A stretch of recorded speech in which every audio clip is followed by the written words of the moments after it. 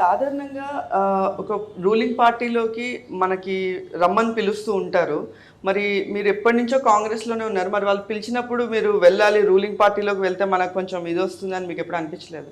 అంటే మేము విలేజ్లో మాకు వన్ సైడ్ సపోర్ట్ మేడం.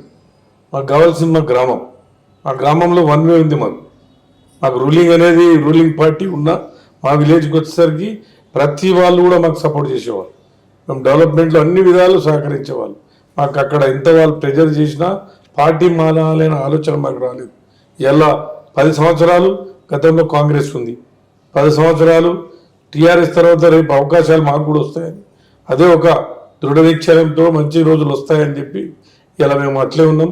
ఈరోజు భవిష్యత్తు కాంగ్రెస్ పార్టీది ఉంది. ఇలా భగవంతుడు మాకు కూడా అవకాశాలు ఇచ్చాడు. మరి ఇప్పుడు మా ఇస్నాపూర్ గ్రామం కాదు, మున్సిపాలిటీ అయింది. మున్సిపాలిటీలో మా ఊర్లో ఇంకెన్నో సమస్యలు, వాటన్నిటి మీద ఫైట్ చేసి చుట్టుపక్కల గ్రామాలు కూడా మాకు అన్ని కలిసినాయి.